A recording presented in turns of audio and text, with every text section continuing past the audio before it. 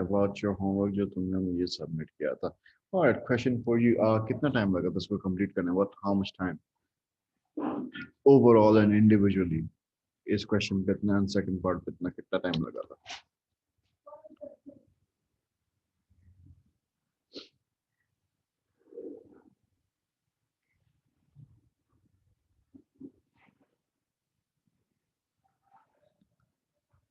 Few minutes. Exact बता सकते हो? Like, was it like क्या कहें? Less than 10, more than 10, 15, 20 minutes? Like कितना?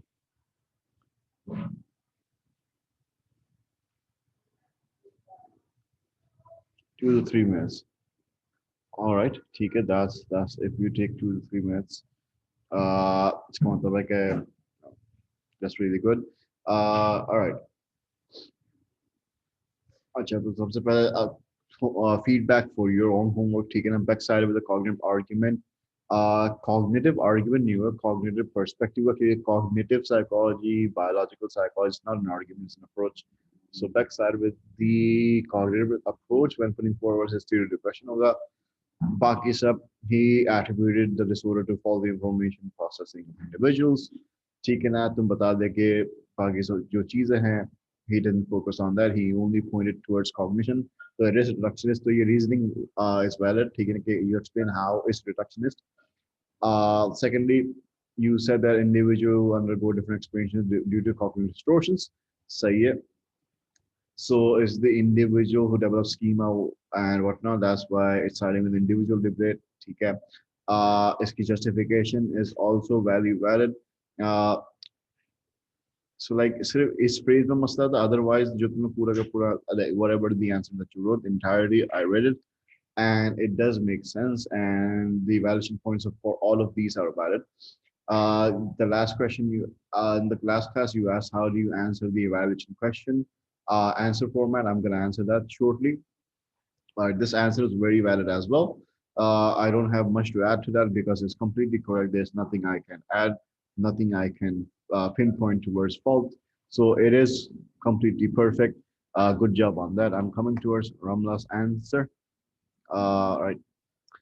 Back negative theory, triad is about cognitive triad theory. You three elements of person belief in depression, negative views of the world or self-future, the depression default for information, negative views. All right, no problem in that. Again, completely valid answer. You have described negative triad perfectly. Now for the evaluation. Beck's triad theory is relevant to the individual explanation or the cognitive account. Okay, it's the individual explanation as a depression result of individuals process of incorrect information rather than explaining symptoms as a result of situational variables. That makes sense. So this is individual debate done. Cognitive theory can be considered holistic, or it is holistic because focus on a wide set of components. What components are we talking about? Such as the individuals not only think that they're worthless, but also perceive the world as negative and the future as a failure. Or so she's saying that, like Beck negative triad has negative views about three things. On one thing, that's why it is holistic. So you can say that if you phrase it out that way, it was a very difficult point to explain, but you did well. Uh, See, no answer is wrong in psychology if you can explain it, because it's a debate at the end of the day, not a fact. All right. Cognitive explanation of depression reflects reflects the influence of nature. All right. So this is nature versus nature nurture. How particular cognitive distortion is an automatic process which develops as a result of early life experiences. All right. So you have written the word develops, right? It is formed, made, created as a result of earlier life experiences. So see, developed, you can, if we can replace the word develop with learned as a result of earlier life expressions. So anything that is developed, learned, created, made after you are born is nurture, not nature. So if you replace this word with nature, then it's going to be valid. Otherwise, yeah, over here, nature doesn't apply to the way you reasoned it out because of the word develops as a result of early life experiences. I hope that makes sense. Otherwise, if no, you can ask me in the chat. Thinking negatively again and again makes a person's view, yes, there. People are consistent in their way of being. Okay, this means that they have a tendency to be predictable and to live in a deterministic world. All right. See, to live in a deterministic world. See, the world is deterministic because they're living in that deterministic world, right? The world. You're not talking about whether the theory is deterministic, if I make sense. You're supposed to tell me whether Beck's theory is deterministic, not the world they live in is deterministic, right? So this uh, doesn't kind of neither support it, neither goes against it. uh, it just completely like explains something else. So question is like basically, do you think people have control over their thoughts or don't have control over their thoughts? If you think they do, free will. If you think they don't, it's going to be deterministic. This deterministic point doesn't explain that. So 2 points you need to work on: nature and nurture, and the last point. Otherwise, previous 2 points were completely fine. I hope that makes sense. Otherwise, if there are confusions, you can ask me in chat. All right. So are there any confusions regarding the answer checking, or are you completely fine with that? Could you elaborate the point in favor of deterministic view? All right. See, back. All right. So any theory, like if we talk about genetics, right? So genes, you're born with it. You can't do anything to it, right? Genes are expressed without your input. Genes, you cannot influence it. So if depression happens because of genetics, it's completely deterministic because genes are not in your control. If depression happens due to uh, brain chemical imbalances, so you cannot consciously raise your brain chemicals or change your brain chemicals. So brain chemicals are going to be deterministic. Let's suppose that depression happens because you think negatively. Now, do you believe, or does Beck believe that you can influence your thoughts actively? As in, if you're thinking negative, can you right at that very second change your negative thoughts actively, or you cannot do anything about it? Beck believes that you can change your negative thoughts because he is going to give a therapy for changing negative thoughts, and in that a person requires you to be active in that therapy, otherwise it won't work. So changing your thoughts is actually in your hands according to Beck. So you have control over your thoughts, is going to be free will. Things that are beyond your control, you cannot do anything about it, are going to be deterministic, such as genetics, brain chemical imbalances. Anything that happened before your birth is completely going to be deterministic. I hope that made sense. Otherwise, you can ask me, I can clarify it more. Mm, Apart from that, is everything clear for all the students that are present right now?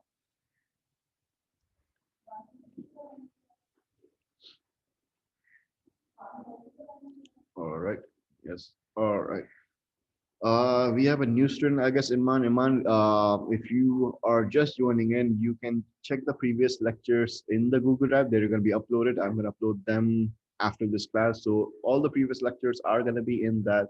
If you still don't understand when you go over the previous lectures, you can ask me in WhatsApp group. I'll reply when I will be able to. No problem. Whenever the time you can ask me through a voice recording. All right. So moving on. Okay. Uh, Sir, I want to ask something. yeah, yeah, yeah. Are we studying health and organization or health and humanity? Hold on a second.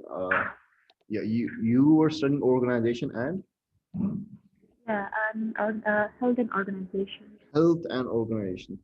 All right. As you, Jamla. All right. Thing is that, see, when we started A2 psychology, like I asked the student what you want to study, they said health and abnormal. So health is there, but that's gonna be the second component. But instead of organization, we're doing health because that's what the majority decided. Uh, so for health, I'm on board. For organization psychology, I'm gonna have to get back to you in a while because I need to discuss it with the institute whether they can like allow me to accommodate more students. So, because it's gonna be a separate class. Then you understand that, right? Yeah, okay. All right. So organizational psychology, there's no problem with me, but I would have to accommodate you separately. So I need to confirm. No, sir. Ramla is also gonna take health and organization. She's my class fellow. Or Ramla is gonna be for organized. So Ramla, like you're like so like everything we discussed in abnormal psychology, you want to switch over to organized psychology, you want to remain in abnormal psychology. That's completely up to you. Uh, so we have two students for abnormal health as far as it stands. Three students as far as it stands. If Ramla switches, we have two for organizational health psychology. If Ramla switches, so it's going to be determined after this class. Unfortunately, I cannot address this issue right here, right now for organizational psychology, but I will get back to you after this class ends when I discuss it with the institute. All right. Okay. All right. Moving on. We did Beck. All right. So we now, so last class we had very in-depth discussions about evaluation points, things that you are supposed to evaluate. How do you evaluate theories? How do you evaluate things that have experiments inside them? Experiments have different evaluation points. Theories, concepts have different evaluation points. There was another question of how do you write the evaluation question answer? What is the format? I'm going to answer that as well. And also psychometrics is also left. I remember, but now is not the time for psychometrics. When is the time for psychometrics? I'm going to answer that when it's time. All right. So second explanation for depression. Why does depression happen? It's actually the first theory, first explanation of depression according to your syllabus. It comes before Beck, but I did not dive into it because it's a bit lengthy. So we have Seligman, Martin Seligman. Uh, and basically he gives two theories, like he's giving two theories, but your Cambridge syllabus kind of considered is as one. So it's just a basic heading of Seligman, Martin Seligman, and he's going to give two theories, but in his two theories is going to be condensed into one. It's going to be combined into one. So you're not supposed to describe it separately. Whenever you describe Seligman, you should describe two theories at once. You cannot do, like separate. So what are his two theories that Seligman described? First is learned helplessness. Uh, the experiment that I'm going to tell you is not in your book. You don't need to remember this experiment, but I'm going to explain it because the theory of learned helplessness came from that experiment. So basically, what he did was he did experiments on dogs, as you can see in the picture. So there was a dog, and he was put in a cage, and the floor of the cage, the floor had electricity passing through it. So the dog would get electric shocks, and he would jump onto the other side of the cage. Makes sense. He's going to avoid being shocked. So what Martin Seligman did was he then put electric shocks on both sides of the cage, in the left side and the right side. So if the dog jumps from right to left, he's going to get shocked. If he jumps back, he's going to get shocked. So either way, wherever the dog goes, he's going to get shocked. So something very weird, Seligman observed that there came a time where the dog stopped moving. He did not go anywhere. He just stayed still. He's on the floor. He's getting shocked, but he's not moving. He's not making any attempts to avoid being shocked. So the dog then, according to Seligman, learned to be helpless. The dog realized that whatever effort I put in my situations, I cannot change the outcome. So the dog stopped resisting, the dog stopped moving, and that's what learned helplessness means in Martin Seligman, that because of your past negative experiences, you learn to be hopeless, and then you feel depressed because you feel you cannot change your circumstances. Again, I repeat, according to Martin Seligman, learned helplessness is a state that you develop because of your past negative experiences, right? And therefore you become hopeless. And because you become hopeless, you become depressed because you feel like you cannot change your circumstances, right? The thing that I just said right now, that I repeated right now, is the exact answer from Cambridge syllabus. You don't have to remember the experiment. So if there's no experiment, Martin Seligman's learned helplessness, is it just a theory? Yes, it's just a theory. So you're supposed to evaluate learned helplessness in form of theory, deterministic, nature nurture, reductionist free will, and individual situational. So it's going to be evaluated in those terms.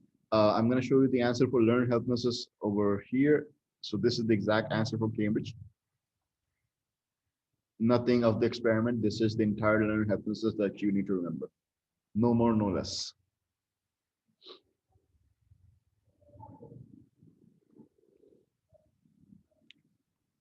All right, so if this is for 4 marks, see over here is for 2 marks, right? So 2 marks, you just give a basic definition of what learned hypothesis. If it was for 4 marks, you're supposed to give an example. But because it's of 2 marks, you just need to tell me what the theory is, no example. I hope that's clear for learned helplessness. Are there any questions for learned helplessness?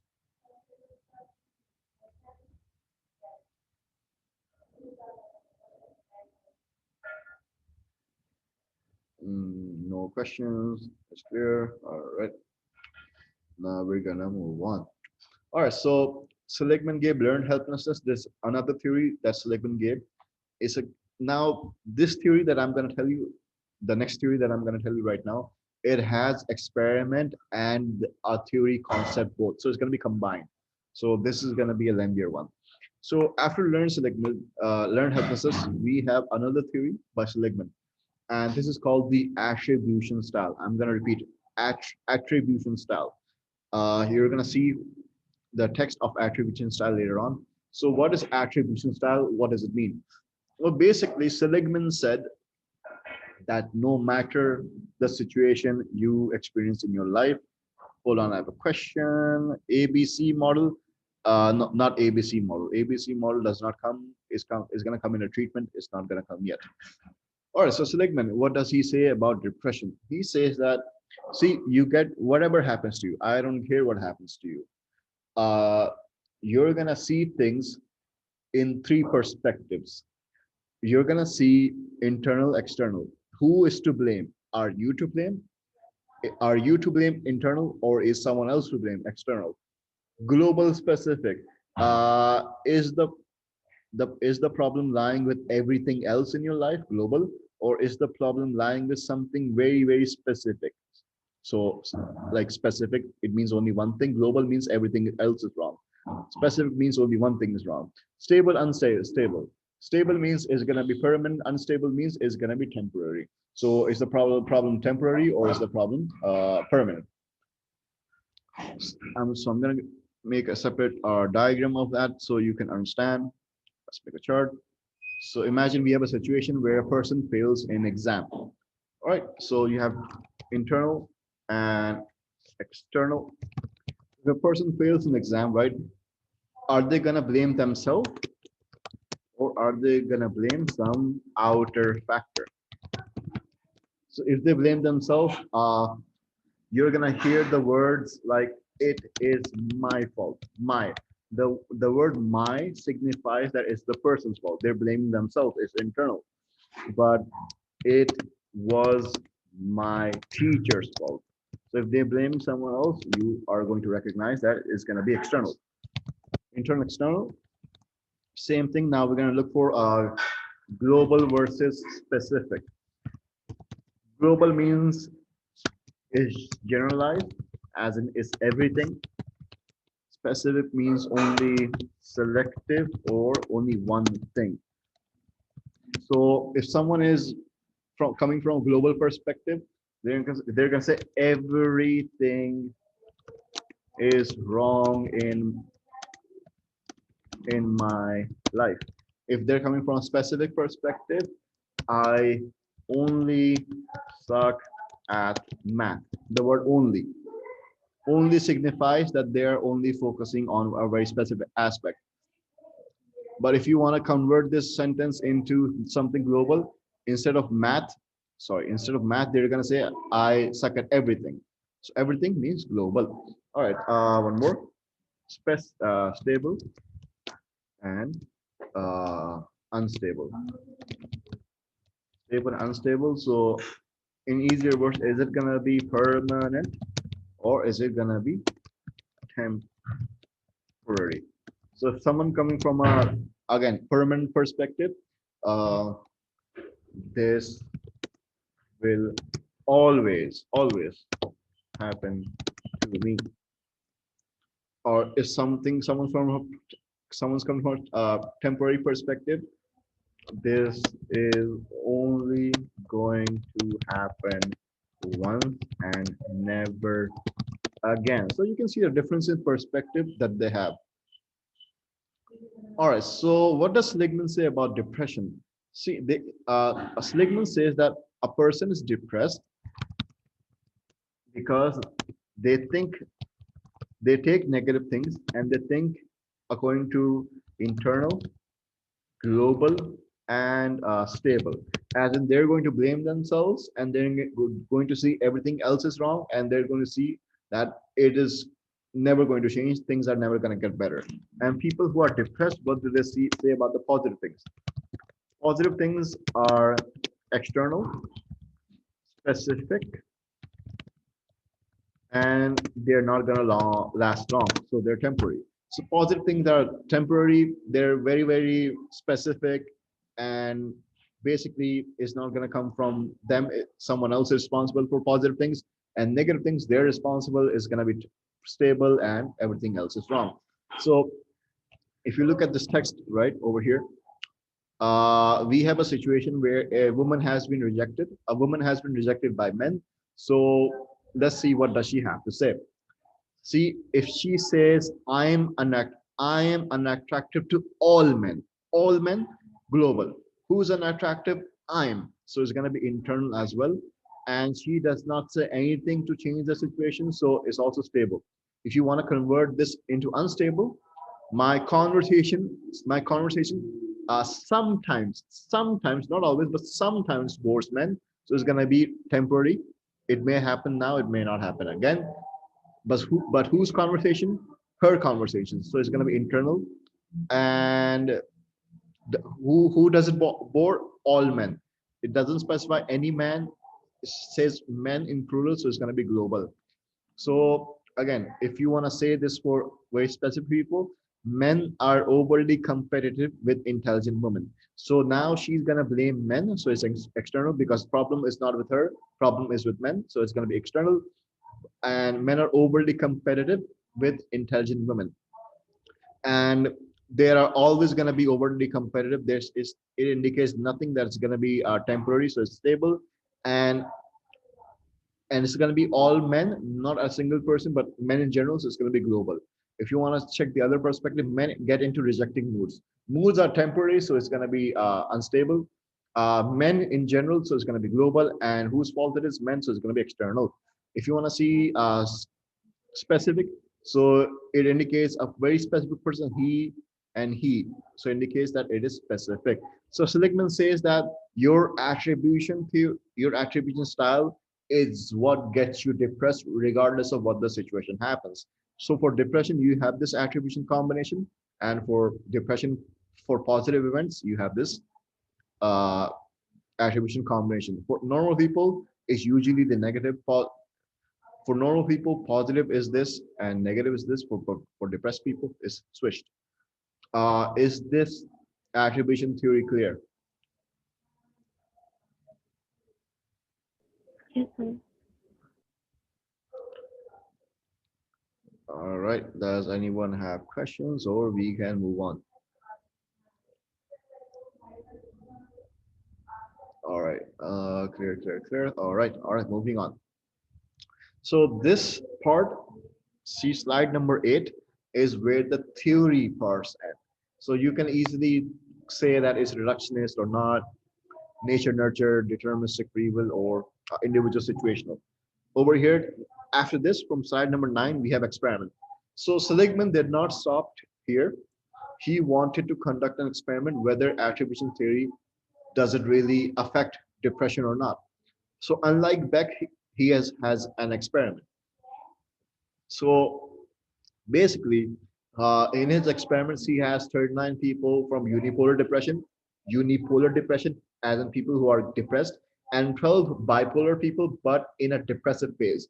If you recall your diagnostic criteria, bipolar people tend to switch from mania and depression. So it is very, very essential that you pick these people when they are depressed, because over here people are depressed. You cannot have them in the manic phase, because otherwise, in mania they are at the opposite end.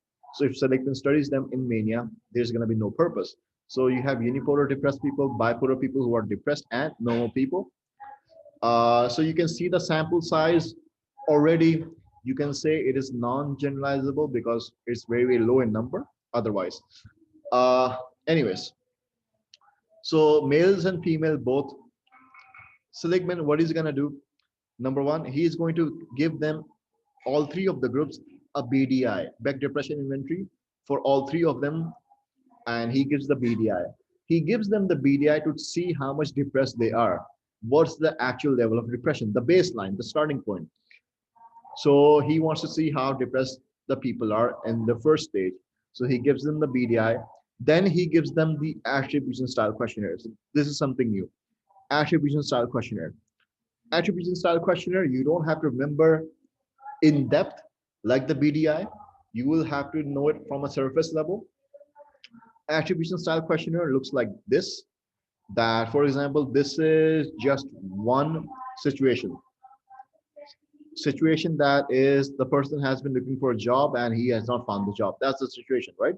So there are 12 situations in total. You just have been given the example of one, and people are gonna supposedly answer the like questions according to how they perceive. For example, you have not been given a job. So what is the one major cause? So this is going to assess the internal external. Is the cause of your unsuccessful job search due to something about you or something about the other person? So this is again internal external. In the future, when looking for a job, will this cause be present? Stable, unstable. Is the cause something that just influences looking for a job, or is it, or does it also influence the other areas of life? General and specific. So you can see they're assessing internal, external, global, specific, general, and like stable, unstable for these questions. And they're going to assess it for 12 situations. You don't have to remember the situations. You don't have to remember the questions. You just have to know that this questionnaire is called the attribution style questionnaire, is going to give quantitative data, and it is going to be self-report. Sorry, it's going to give mixed data because this was open-ended. Otherwise, every other question is going to give you quantitative data. But the main thing is this is self-report. So people do the attribution style questionnaire as well. So stage number one, people do the BDI and people do the attribution style questionnaire. Stage number two.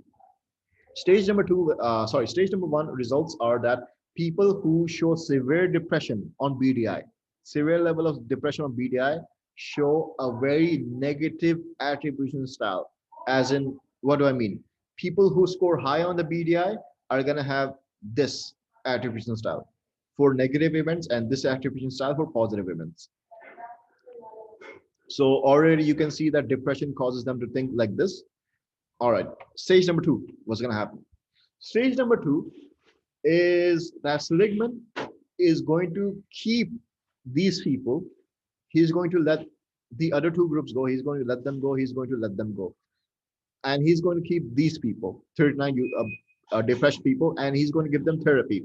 Therapy to change their thinking process. Cognitive therapy is a therapy that you change your thinking process. Why don't you keep the bipolar people again? Because they're now in the manic phase, right? So if you call them back again, they're in the manic phase. Cognitive therapy won't even work on them because their attribution style has completely changed because they're in the manic style. So the only stable people who are gonna be depressed 100% guaranteed throughout the experiment are gonna be the unipolar people. That's why you chose to keep them and let the bipolar people go. I hope that made sense. Otherwise, I can repeat that point. So Seligman, bipolar, unipolar people, he gives them the therapy. I have a question. I had someone say, Can you kindly repeat? uh, all right. Do you want me to repeat it? Yeah, I want to repeat. All right. See, bipolar people are known as bipolar. Bipolar means they have two ends. They're going to be depressed, right? Like the normal depressed people. And after 14 days, they're going to shift to their manic phase. So they have two phases, depression phase and manic phase. So in manic phase, they're going to be something opposite of depression. They're going to be extremely energetic. They're going to be extremely motivated. They're going to be extremely talkative. They're going to have more and more thoughts. They're going to jump from one subject to another, and they're going to take risky behavior.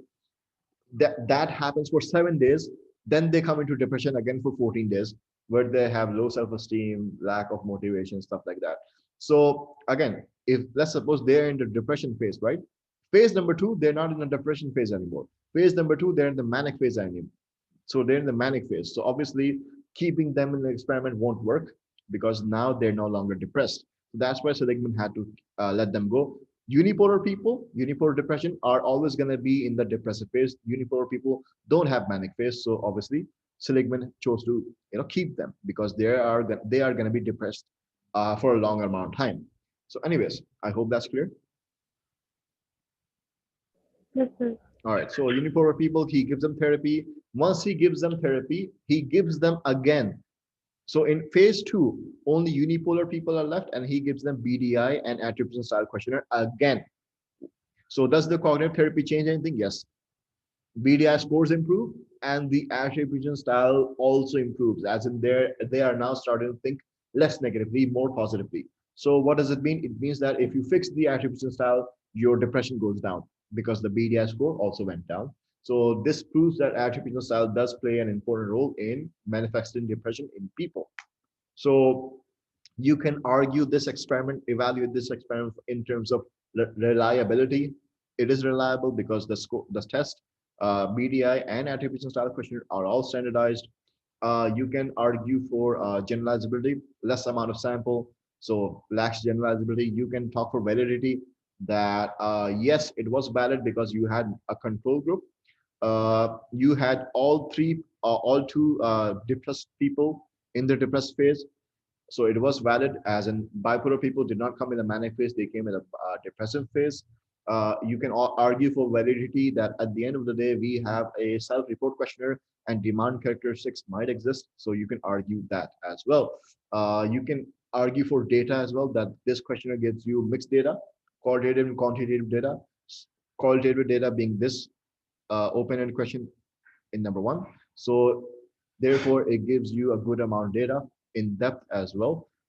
Otherwise, if you argue for the theoretical concept, so Seligman's theory is going to be nurture based because this develops over time. Seligman never said that this happens from birth, especially learned helplessness. It happens because we learn to be helpless. Nurture. Individual situational, obviously, this is individual because situational may change, but the individual's thinking pattern has to change in order for the person to not be depressed.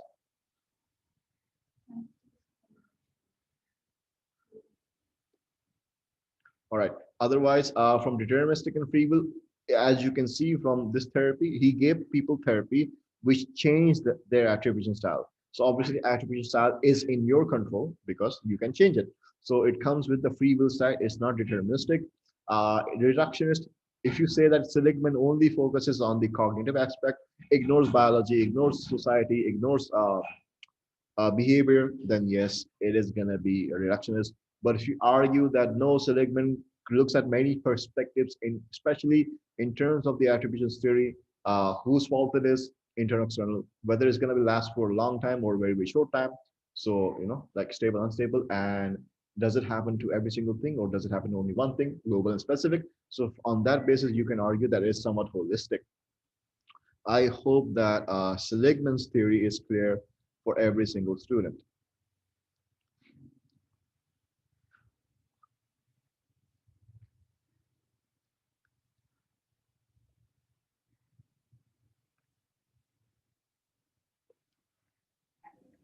Sir. All right. All right. So see, I can cover the last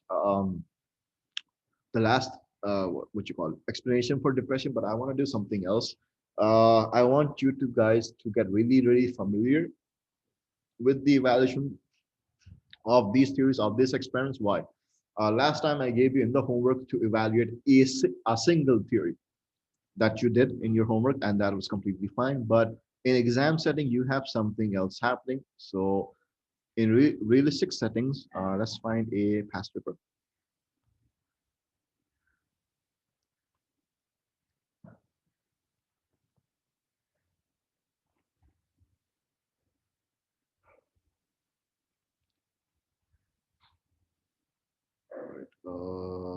Yeah, there we. All right. So again, we're going to look at paper three because evaluation happens in paper three.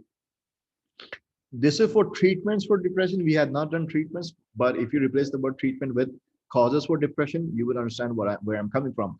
So let's suppose they ask you to describe two causes for depression.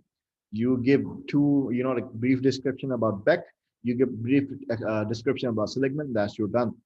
Two explanations done. So sometimes I told you that they're gonna ask for evaluation in the 2B part, this part, where you have to evaluate all of the causes for depression. But we're doing one by one right now. We're not doing all of them entirety. But sometimes, let's suppose if they ask you in 1C, if they ask you to describe two causes for depression, see, what's gonna happen is they're gonna ask you to then do this. One similarity and one difference between the two causes for depression. So it's gonna be like that question that you did in AS where you had to like do one similarity, one difference between that experiment and this experiment. So it's gonna be like that. I'm gonna kind of like give you a detailed version of it. See, your evaluation is always going to happen in paper 3, so I'm going to be paper 3 specific right now. If your question number 2A, the big question, 2A, the big question, is going to ask you to explain or to summarize all the causes. So your 2B is going to evaluate all of the causes as well. As in, let's suppose you write a summary of Beck, Seligman, and one more theory for depression. So you're going to evaluate all of them in part 2B. That makes sense. Uh, question number 1 is a bit smaller. And when I'm talking about question number 1, I'm going to talk about question number 1 part B and 1 part C. So always remember one part B and C are always connected, because if you don't understand what's 1 part B, you won't get 1 part C. 1 part B is going to ask you to explain a single explanation in depth, or it could ask you to explain two explanations, basic and not in depth, or it can ask you, 1 part B can ask you to describe a questionnaire, like describe the Beck depression inventory. We have done that. 1 part B is always going to be a 4 marks, whatever the question comes. So 4 marks, 4 marks, 4 marks, doesn't matter. 1 part C, if they ask you to explain a single explanation in depth, so 1 part C is going to be, all right, so if the single theory over here, let's suppose the explanation is an experiment, not a theory, an experiment, right? They're going to ask you to, what you say, strength and weaknesses. So part C is going to be strength and weaknesses. 1 strength, 1 weakness, or 2 strength, 2 weaknesses. Sorry, two strength or 2 weaknesses. They're always going to ask you 2 points. It's going to be either this one, it's going to be either this one, or it's going to be either this one. It's always going to be 4 6 marks for C, always. But let's suppose it's not an experiment. We have a theory. So 1 part B was not an experiment. Let's suppose you would describe in depth a theory. Let's suppose you had to describe Beck in depth. So they're going to ask you some new question that I'm going to write over here. I'm going to write it over here. Same thing is going to happen if you write 2 explanations, whether they are theory or whether they are experiment. Same thing is going to happen over here. So these 2 boxes are going to be of the same thing. I'm going to explain you in just a moment. If they ask you to describe a questionnaire, again, for a questionnaire is going to be this: strength and weaknesses. So 1 strength, 1 weaknesses. All right.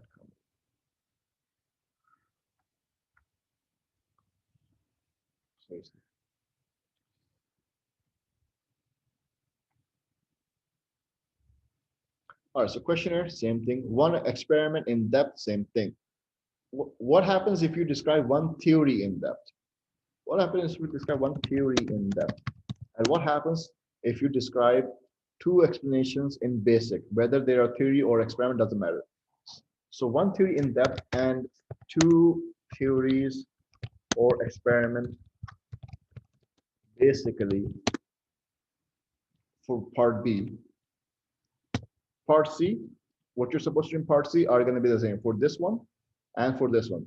You're supposed to do basically one similarity and one difference, or two difference, or two similarity. Again, they're going to ask you only 2 points. Again, part C is going to be of 6 marks, right? They're going to ask you one similarity, one difference, or two similarity between what? Between explanation number one and explanation number two, or they're going to write explanation that you have just summarized in part B and another explanation of depression. See, if you write something in depth, so your part C is going to be like this. If you write two basic explanations, your part C is going to be like this. Either way, it's going to be one similarity and one difference. The difference is if you write two uh, explanations, they're going to exactly tell you what is explanation number one and two. But if you write only one explanation in depth, especially if it's a theory, you're going to have to guess the other explanation because they're going to not mention it. So let's suppose that we have this question. See, like, let's suppose this was for the explanation. So they have given one is a drug treatment and one is the other explanation by Beck. So sometimes they give it, sometimes they write one another explanation for depression. So you're supposed to guess what the other explanation for depression is. So how do you do one similarity and one difference? So let's suppose if we compare Seligman and Beck, how do you compare Seligman and Beck? Are they two comparable? Well, start off, right? You can argue with very basic point for Seligman and Beck. Same thing, similarity between them, that they both are cognitive explanations. You can write that. I have a question. What is that? We see their approaches. Yep, number one, they both are cognitive nature. Approaches are done. Now we can use evaluation points. We can use evaluation points as a comparison as well. They both side with the nurture side of the debate. You're supposed to explain how. You are going to explain how. Both nurture, both individual, both free will, both a reductionist. If you say both are reductionist, if you say both are holistic, you're supposed to explain that as well. You can do that, and same way you're supposed to do the differences as well. That like Seligman has an experiment, Beck does not have an experiment, right? Uh, what you can say, they both have a questionnaire as well. Beck has a questionnaire, and Seligman has a questionnaire. Seligman developed the attribution style questionnaire. Beck developed the BDI. Obviously, the differences between the both of them would be that experiment.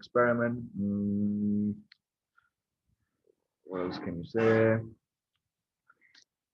Theoretical differences, as in he considers the global stable, like global specific different perspective, and he says negative triad. So there are differences in their theories as well. So theoretical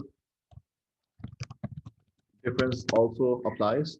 Uh, Apart from that, I cannot find any difference. So otherwise, so if you're supposed to find a difference and similarity between explanations or even treatments, you can use this approaches as like sometimes you will have a biological approach, so you can write this is biological. Sometimes the other would be cognitive.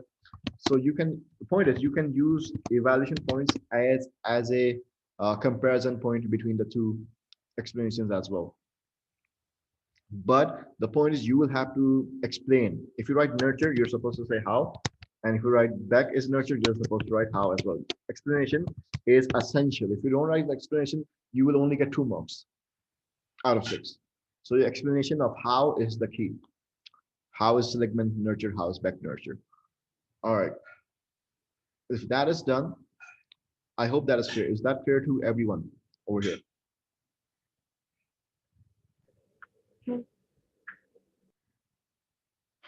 All right, what about Ramla? All right. Last thing that a student asked me is, how do you even answer the evaluation question? 2B. This is for 2B specifically. Evaluation question. How do you answer this? What's the answer format? Well, remember that 2B is for 10 marks. All right. So let's suppose that in the chapter for depression, we have seligman as an explanation. We have Beck, and we have something else that is yet to be discussed. We have three evaluations. So usually students ask me, do we go theory by theory, seligman? We explain how is seligman, reductionist, then individual, then free will, and then nature nurture. Do we do this? Then we do the same for Beck, all 4 points, or do we do something else? The question, the key is, the answer is going to follow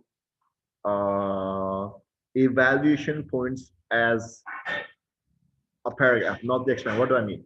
Reductionist, you're supposed to explain how is Beck reductionist, how is Seligman reductionist, how is the other theory reductionist. Then you come on to your second paragraph, nature nurture, nature versus nurture. One paragraph for nature versus nurture. You're going to explain how is Beck, how is Seligman, and how is one other theory starting with the nature nurture. Then you're going to explain for free will and deterministic. So your paragraphs are going to be based on evaluation points. Your paragraphs are not going to be based on studies. Studies are not the paragraph format. Evaluation points are going to make your paragraph. So in the entire, let's suppose you have an entire paragraph for nature nurture, right? In that entire paragraph, you're supposed to write how is Beck nature nurture, how is Seligman nature nurture, as in siding with nurture or nature, explaining how. How is the one more theory that we have left siding with either nature or nurture. So your entire nature nurture point is going to be covered in this paragraph for all three studies. Reductionist versus holistic, gonna be covered here for all three studies. We will deterministic, gonna be covered here for all three studies. Your studies will not make paragraph, your evaluation points will make paragraph. I hope that's clear.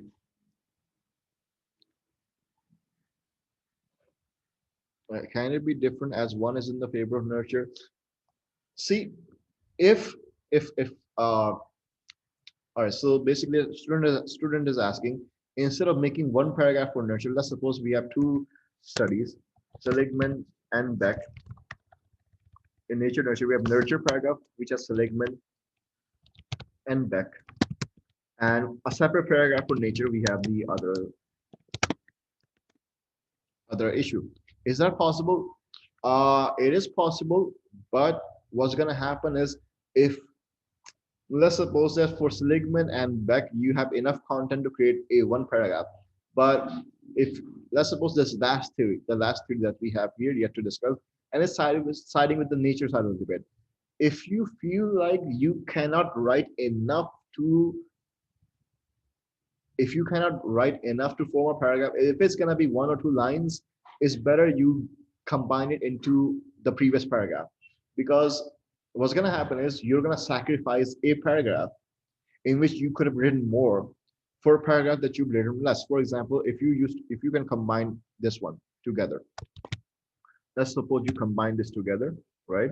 So now you have a space for one more paragraph. And in that one more paragraph that you're gonna write now, can you write more information that's gonna give you more marks?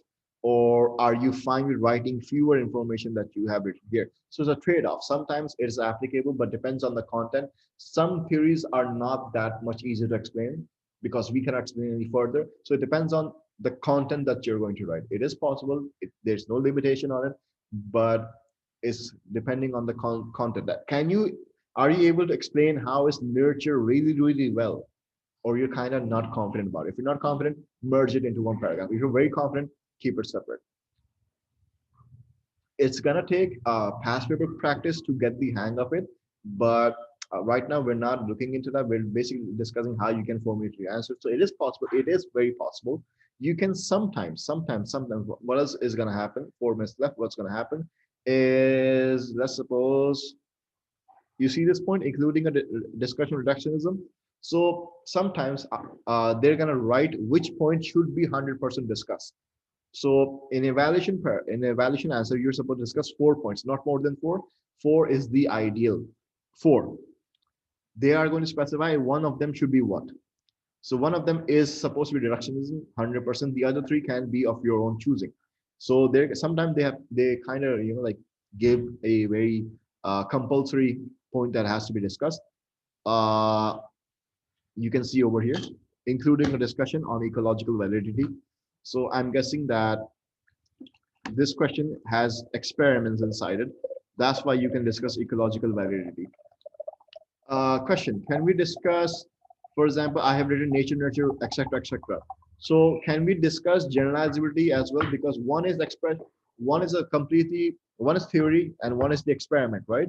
So if it is one experiment, one theory, so are we supposed to stick with the theoretical points, or can we do experimental points as well? Depends again of how much content that you can write. Uh, if you are stuck in a situation where two of them are experiments, one of them is theory. Suppose this last experiment that we have left could be an experiment or could be a theory, we don't know yet. Suppose you have two experiments now, one theory. So now you are better with sticking with the experiment points. You have more content to write. But if so, it's basically out of three, which one is siding with the majority most? Sometimes, best case scenario, you have all three experiments, you have all three theories, no experiments. Uh, Seligman is both. It is a theory and it is an experiment. So Seligman can fit in both. So you have an edge in evaluating it in terms of theory.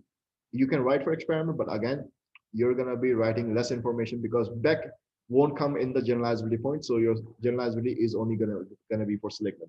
So you should write the point which covers most of the content of your syllabus, not just one. Is that explanation clear?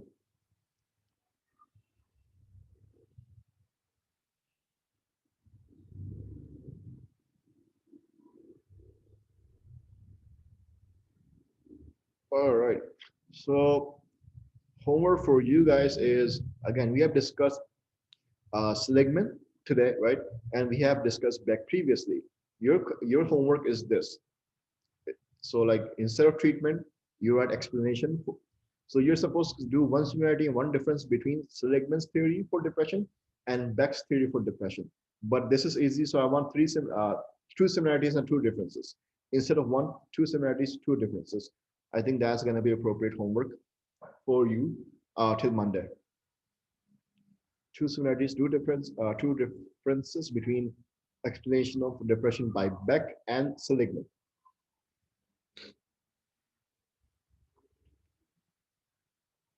All right. If the homework is understood, do we have questions for today or anything that we've discussed today? Or is everything clear, even the homework is clear?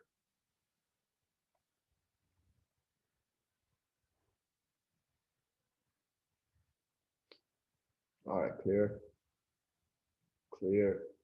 All right, Monday timing, like I told you, I'm gonna be a bit busy Monday, so like we're gonna have to push our class back. 5:30, I'll try to be, is 5:30 okay? Only one question, right? Yep, only one question. Are you guys okay with Monday's timing 5:30 for this Monday only, not the, for this Monday only, 5:30? All right. All right, Iman, I'm gonna get back to you after discussing your situation with the institute. All right. You guys, again, please submit it to me 5:30, 6:30. Yep, that's the ideal time. If changes are there, I'll let you know, but hopefully there won't be changes. Please submit me your homework like way before, not one day before, or not on the day of class. So like it, like makes it easy for me to check. Otherwise, yeah. So I'm gonna sign off. All right, office.